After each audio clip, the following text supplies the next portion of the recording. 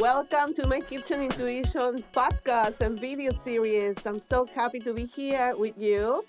And today I have a great guest. Actually, my first guest. I'm so excited to introduce you to Dave Nase. Dave, how are I'm you? I'm great. I'm so honored to be here. It's so exciting, and I'm so thankful that you were giving me this opportunity to sit with you and talk about some really stuff that I always resonate with. We're talking all things self love, and I'm just really excited to be here. Thank you for having me. Oh, thank you. It's an honor to have you here. I'm glad that you say yes when I ask you. And it is great. We have heard of each other or known, each other from long time ago from the event business. Yes. And now you're transitioning into coaching, which is amazing. I'm part of your group. I see your videos, and I'm like, he's perfect. Well, He's thank you. perfect for Appreciate the that. I wouldn't say perfect, but I'm I'll take it. I'll okay. receive it. I'll take it. Perfect is good. Yeah, thank you. Thank you for being here. It's just, it's great to talk about these things about self esteem and relationships. And I would like for you to introduce yourself and tell our audience what you actually do, who you are. Right. So my name is Dave Nase, and again, I thank you for having me here today. And I am a personal development and relationship coach. And primarily, what I do is I really help women reclaim their confidence and renew their sense of self worth by creating a better relationship, not only with themselves, but with others. And how do I do that? I mean, there's so many different ways to skin a cat, right? It's like what do we when women come to me for the first time, usually it's because they're looking for to better themselves. Maybe it's their self-limiting beliefs, their self-esteem, their self-love is pretty low. We start talking about that, and then it kind of culminates into the relationship space, which for me it's like, okay, great, let's talk about the relationship. And I think what's the biggest part of it is, we all want to love and be loved. And that's a space where, especially today in relationships, I think is lacking. So I try to navigate them through a process of, okay, where are you now? Where would you like to be? And then let's start helping you create some action steps on to get where you want to be. So that's kind of where I navigate them through my coaching practice. Hmm. And the relationship's a really big part of it. That's great. And why women and not men, or you do both? That's a great question, and I'm glad that you asked it. The for some reason, I've experienced that women are very open, and women are open to talk about so much more than men. Now, people have asked me the same question before, like, well, why don't you deal with men too? And it's not that I would not want to have men in my practice, but the challenge becomes for a male is if I take a step back for a minute and we talk about what the male role is, from the male environment when we first grew up, and I use myself as a prime example, we were taught to be like the hunter. We were taught, hey, you don't cry, don't get emotional because that's weak. And I think what happens is for most men that I've experienced and talked to, that they have this thing called an ego. And I always say that your ego is not your amigo. It's not your friend. Yeah. So what happens is because men have that process, it's very hard for them and not necessarily their fault. It's because of where they came from and how they grew up. And they have this thing where they feel like they can't be emotional. And for women, it's the total opposite. The women's brain and the man's brain is very different. We're wired very differently. So women are very willing to open up. They're willing to be emotional. They're willing to be vulnerable.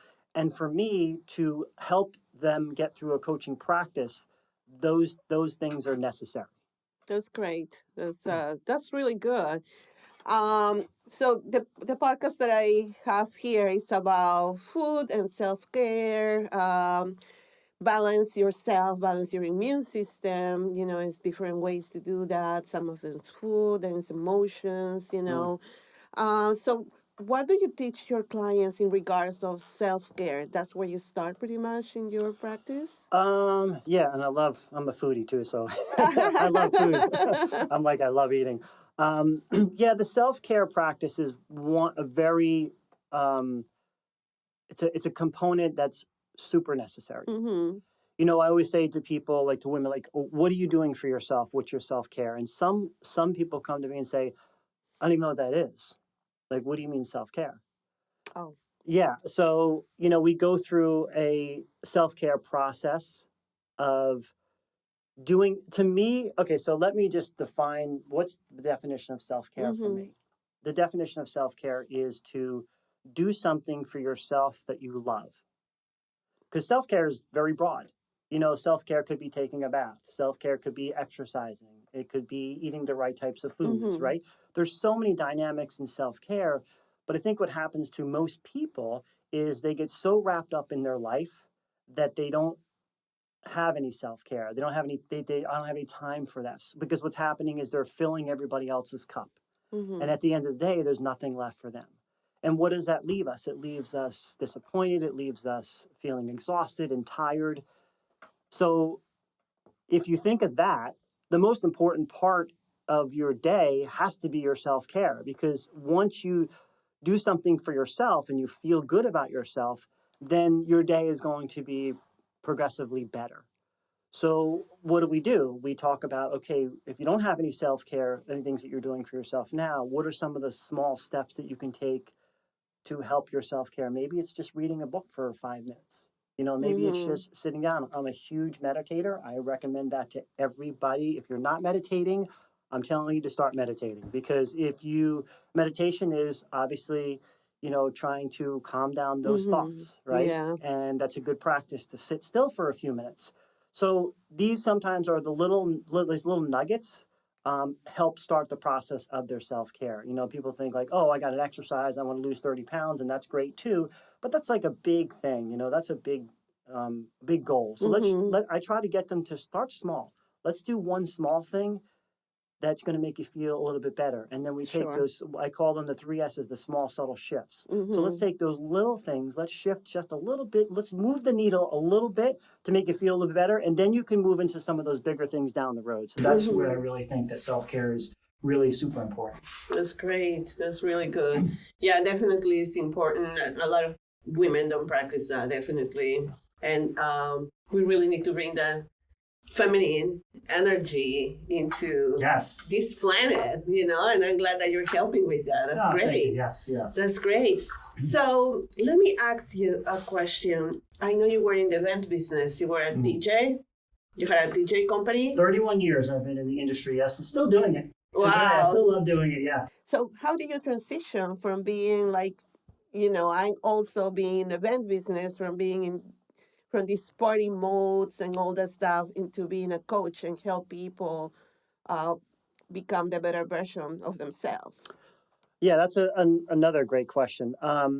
So I've been in the DJ entertainment business for 31 years, still doing it on the weekends. Love my clients. I love being out there partying and having fun doing their weddings. So someone said to me uh, just a short time ago, I got certified as a life coach about a year and a half ago.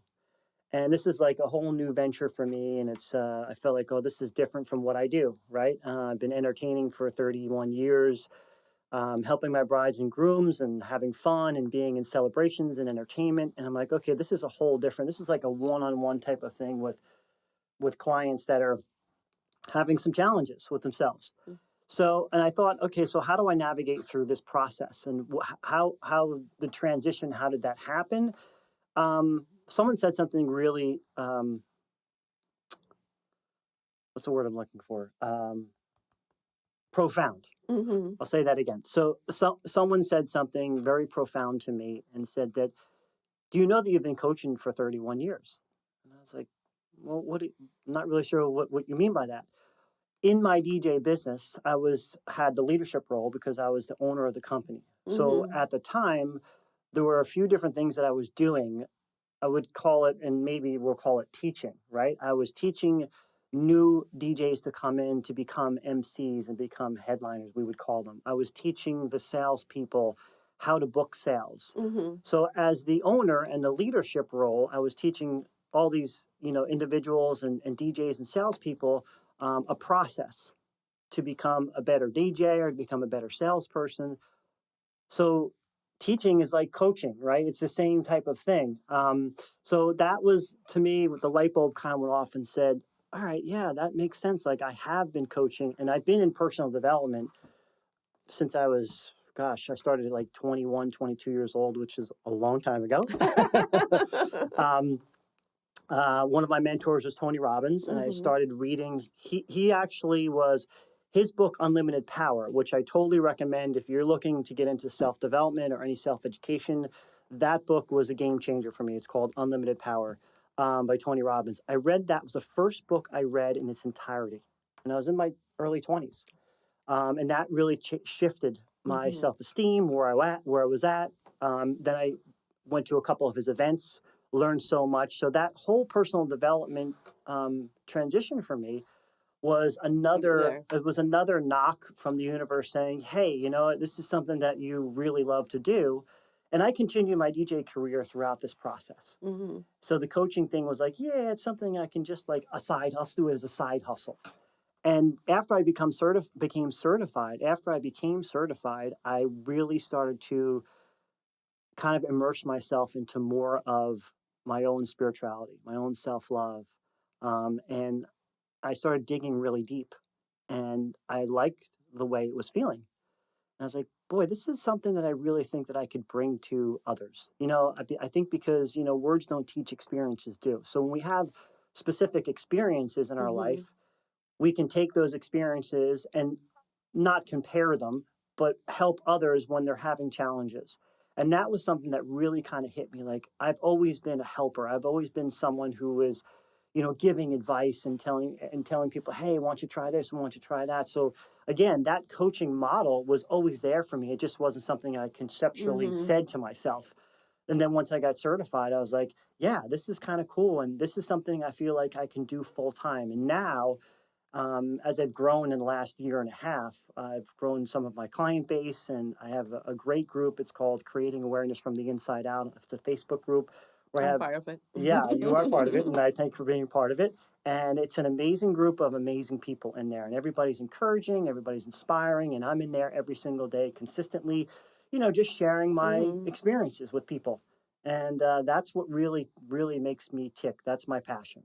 Yeah. So that was the transition from the entertainment space, which I still do, but now that's my side hustle. And this is becoming my full-time thing. So Just yeah. like me with catering, Yes. exactly. It's my side hustle, and I swore not to do it anymore. Yeah. But people still call me, Yeah. and you know, I did a couple of events last week, and they were, I mean, I had a lot of satisfaction.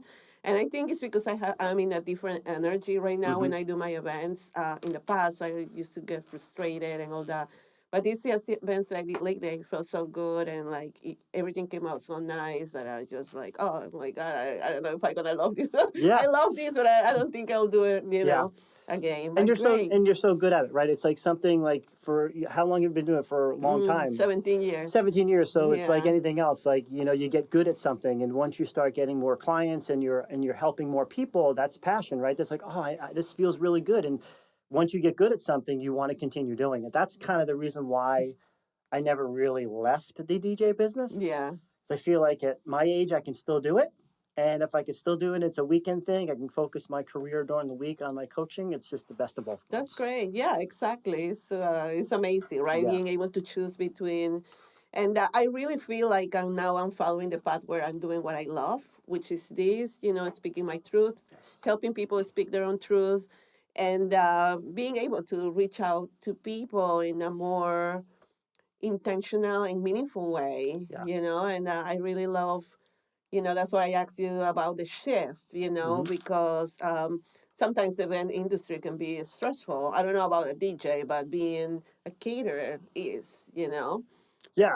I mean, yeah, it has its stressful moments, of course, Yeah. but it's different. You It's know, it's different. like a photographer and a DJ are very different too. Yeah. Photographers spend, you know, 15 hours a day, whereas DJs, we spend 4 or 5 at an event, Exactly. and maybe it's a couple hours prior, but then the photographer has to, you know, do the pictures after. They got to stay in connection with the client. So yeah, there's more Yeah. time. So Do that you could be have more any stressful. occasion where probably something didn't work at an event and you had to improvise, or, you know, some with the sound or Oh, anything? absolutely. Yeah. Yeah, that's like my biggest fear is, like, you know, I've been doing this for so long. It's like when I go out and do, like, let's say wedding introductions for the bridal party and the parents, like that's like I could do that in my sleep, and that's a no brainer because I know I have control of that, right? Mm-hmm. So that's in my control. What I'm saying is in my control. Technically, is not really in my control. Yeah. So if something goes wrong behind the system where I have my backup, my assistant there, yeah, that's why I still have, even after 31 years, believe it or not, I still have anxiety around that. Yeah. It's not going out and performing. It's being like, making sure that I'm emceeing and then something doesn't go wrong. But yeah, it's Yeah. happened Yeah. and happens to and we just, I think having experience probably as you yourself, you're able to navigate through that a little bit easier because you just know what to do at that point. Yeah, I guess you learn to improvise, Yeah, at this point. Like, you just learn how to make things happen. I mean, they absolutely. happen no matter what, but they happen. Absolutely. Yeah. Yeah. So, what is the difference between how you were then, like, I would say, before you turn into this spiritual and into the coaching? Is You went, I'm sure, to the process of Hmm. working with your shadows and, really becoming the best version of you. The best word I could describe to you would be peaceful. Yeah. Um, I always thought back in the day, years ago, it was to get anywhere in business, it was about hustle, hustle, hustle. And I'm all for working hard. Don't get me wrong. It's to build a business as an entrepreneur, you definitely need to work hard. But you can work hard in a different state. And that's what I learned through my spirituality. It's Yeah, being able to exactly. still work in my business, but not work with anxiousness, not work with, oh my God, I got to get this done. I got this to-do list of 1,000 things. It's more of being at peace with what I'm doing. And the only way that that happens is taking care of myself first. And, I think we just touched on it before about self-care. We were talking about it Yes, earlier, is I know, like, what for me, the self-care is number one for me in the morning. Like, I have my routine, I get up, I exactly. get my exercise in, I do my meditation, I read. So my first block of time is that. And as some people will say, well, that's great for you because, I work a full-time job and I can't do all that. And I say that's not true. Sometimes it takes a commitment of getting up a little bit earlier. So if you Exactly. get up at 6 o'clock, get up at 5 or get up at 4:30. It's definitely a commitment. It's not easy, but if you if you do that and if you work the process of self care first, it makes a big difference in the rest of your day and the rest of your life. I've totally transformed my life just in my own self care, knowing that taking care of myself first is most important. So I would say peace is really um, where I work now. That's great. I love it too. Yeah. I'm at peace too, and Yeah. I'm not really allow anything to really bother me. Um, yeah. So I was gonna ask you something else. What's the common denominator of the women that come for help to you? What is like? Yeah. I'm sure it's gonna be something that is common. Like Hmm. I know self-esteem can be, but they come because there's having problems in the relationship, or they wanna. Yeah. What is Well, I think we just touched on this earlier before we even started this talk. Is that what most of my clients come to me for? Is they want to build their self esteem. Like they don't feel that they're worthy enough. They don't feel they're good enough, and that's where they come. That's where they come from, and they know that I have experience in working with other clients in that mm-hmm, area. But what's funny, what happens is it always transitions to the relationship with either their significant other or their relationship with their parents or maybe their kids. So when when I first started, I thought, okay, well, first starting as a coach, it's you don't always know in the beginning after your certification, like, okay, what am I going to do? What's my niche? What's my market? Sometimes you don't know, and I was like, okay, I exactly. don't know. So, but I knew for myself and my own experience through spirituality, I'm like, okay, self love, loving myself first. That's what I want to tap into because that's what I feel is real important for myself. Mm-hmm. So that's where I started. And now it's just pretty much transitioned into relationship. That's why I felt like, okay, well, there's so much need for um, better relationships. And not only a better relationship with someone else, the relationship with yourself. Yeah. So my focus is, if you want to have a great relationship with your significant other, you have to have a great relationship with yourself first. You have to build that foundation for Definitely. yourself. So all of my teachings are around self-love, self-care, living your truth, living unapologetically, all those things. We build that foundation first so you feel strong, like you feel confident. That's part of what I do. You feel confident in yourself that you can now go out into the world and find a significant other, a mate, or someone that you connect with and that you align with, that has the same core values as you do. So, but until you get to that work and that process, I think you're just kind of like, you're lost at that point. Like, I Yeah. want a relationship. Like, everybody wants to be loved and loved, right? You want to be in a relationship, but sometimes you're looking for love in all the wrong places. Yes. You know, you have to understand yourself and your own self-love first and be strong there to go, I know exactly what I want, what I don't want. I know what my desires are. I know what I don't want to have a relationship. I know what I don't want to attract. I know now the red flags because of what's happened in my past. So you learn all that in the process, and then you can create the relationship. So that's where the relationship coaching came in for me. That's great. So you help women become their own saviors, pretty much. They're not looking over here, or over there, and over That's there an interesting word. Yeah, to I would. Yeah. really help them or save them, because at the end of the day, we are our own saviors, Mm-hmm. you know. Yeah, that's an And a interesting. lot, I mean, that happened to me in the past. If somebody loved me, I wouldn't feel good, you Right. know. But how about I feel good just being me, you know? Yes, I think just touching on that a little more is if you're looking outside of you, um, that's a hard place because we're always looking for that next thing to make us feel good. Like, I'll buy that new car and then I'll feel good, or I'll buy that new house and I'll feel good. I'll find that magical relationship and I'll be good. But it's really inside out. It's not outside in. Exactly, it's the reverse. It's totally the reverse, right? So it's like, you're looking outside the world to make you happy, and happiness comes from the inside world. So once we tap into that inside world and become happy with ourselves, then everything else becomes a much clearer picture. Exactly. Yeah. Yeah, everything starts like falling into place. Yes. And like, this is this saying that my mentor used to say all the time, but I know he heard it from somewhere else. It's like, how you do anything is how you do everything. Yes. Right? Yeah. And it's so true, because once you start doing the internal work, everything changes. Yes. In your environment. Everything, absolutely. Yeah. And it starts with us. Everything starts.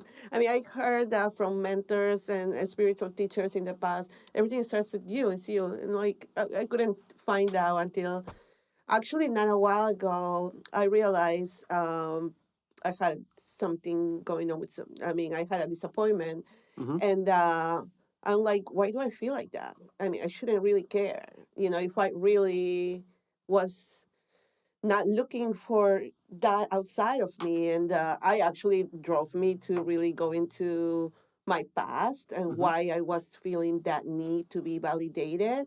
And I was able to reach that part of me that really needed that love. So I gave that to myself, Yeah. you know? Awesome. And it was very liberating, because I stopped uh, not having bad feelings, but thinking of the person that gave me the validation in a negative way. You know. Yeah, it sounds like you were shifting, you were pivoting at that point for yourself. Yes. Because like when you go back and when you turn inward, it's a different thing, right? Because when you the scariest part for people, and my experience is turning inward, looking in the mirror, going, what am I really looking at? Is a scary place sometimes. Yeah, it is. And I think you touched on something that's really important for our listeners to know, that, this doesn't mean that when you have pain or struggle or frustration or anger or bitterness or whatever that is you want to feel all of that.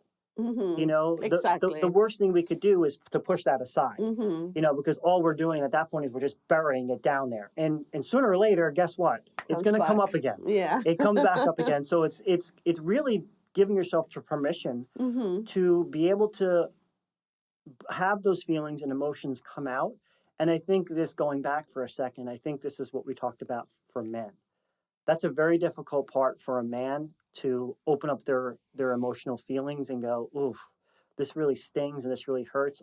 It's more like I'm not gonna let that's not gonna bother me because I've got something to do and I've got to like blinders on at that point. Yeah. So I think that's a difficult part for men. But I digress. I think the point of it is I always encourage my clients to give yourself the grace. It's okay to go in the bathroom and cry for 30 minutes.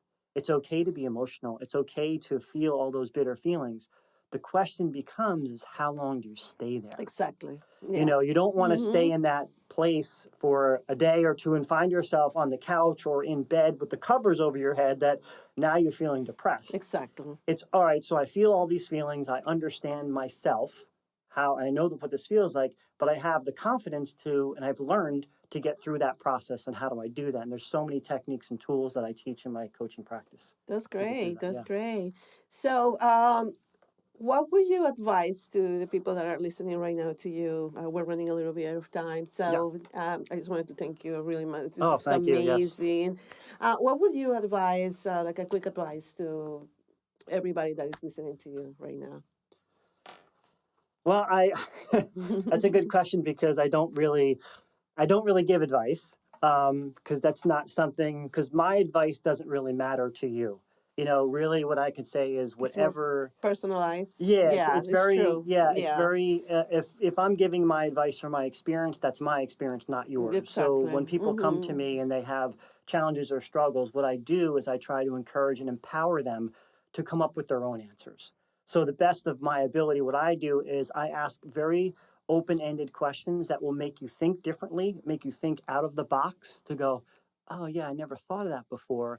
And then once you have that, let's say aha moment or you have that breakthrough, then we can talk about the breakthrough and okay, so now that you've talked about this, now that you've come up with your own breakthrough, what do we need to do now so you can harness that breakthrough? So it's not about giving advice really. It's what I would say to everyone, all of our listeners, is to find someone, find a mentor, find a coach that will do two things. Number one, listen, because that's why God gave us two ears and one mouth. So listen more, talk less, and understand where their problems and challenges are and help empower them come up with their own answers so they could move forward. Great, thank you. I think that's, I mean, you don't call it an advice, but this is amazing. So where you can be found? Yes. You could, I mean, my group is really the best way to find me. That's where I do most of my inspirational and coaching. It's my group is creating awareness from the inside out. I know that you're a part of that group again, which I appreciate you. I am on Instagram. It's Coach Dave at Coach Dave Nase, and then you could just, on Facebook, it's just my name, Dave Nase, Davenase, and that's where you can find me. Okay, great. We're Yeah. going to have all your information Oh, at the end awesome, of the video anyway for anybody that is interested. awesome. They can find you and you can actually, they can get all the wisdom and knowledge that you have, in being able to help them because I do believe this is a very necessary subject to, especially as women, to really take care of. Let's just self care, self love, becoming confident, and change who we thought in the past. We think we are somebody that we are actually not. He can help you have you emerge the woman that you're meant to be. So thank you so much, David. Thank you so Dave, much. I appreciate it. It's a pleasure. Thank you for being here. It's been a pleasure. Thank you so much, everybody. It's been a pleasure to have you all here listening today. I'm so excited for more episodes and more guests and more ideas about how you can use your intuition in the kitchen and in every area of your life. Thank you so much.